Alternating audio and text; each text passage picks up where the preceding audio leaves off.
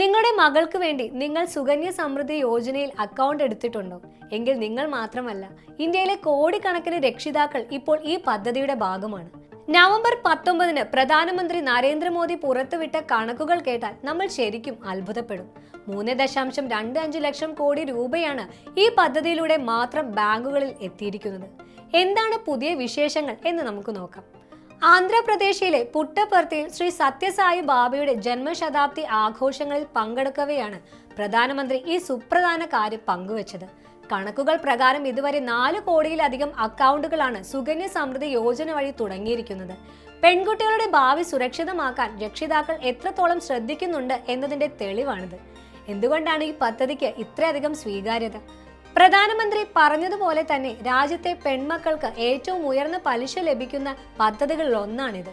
നിലവിൽ 8.2% ഇതിന്റെ പലിശ നിരക്ക്.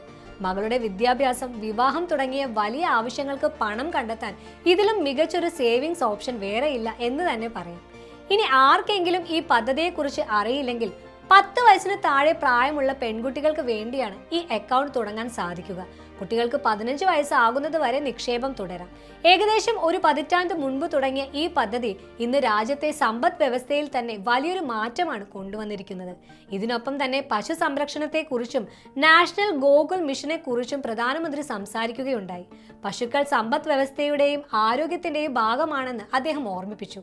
സുകന്യ സമൃദ്ധി യോജന പോലെ 8.2% പലിശ നൽകുന്ന സുരക്ഷിതമായ വേറെ പദ്ധതികൾ കുറവാണ്. നിങ്ങൾ ഇതുവരെ അക്കൗണ്ട് തുടങ്ങിയിട്ടില്ലെങ്കിൽ ഇനിയും വൈകിക്കരുത്. നിങ്ങൾ മകൾക്ക് വേണ്ടി സുകന്യ സമൃദ്ധിയിൽ ചേർന്നവരാണോ? നിങ്ങളുടെ അനുഭവങ്ങൾ താഴെ കമന്റ് ചെയ്യുക. സാമ്പത്തിക ലോകത്തെ ഇത്തരം വാർത്തകൾക്കായി മണി ന്യൂസ് മലയാളം ഫോളോ ചെയ്യാൻ മറക്കല്ലേ. മറ്റൊരു വീഡിയോയുമായി നമുക്ക് വീണ്ടും കാണാം. നന്ദി.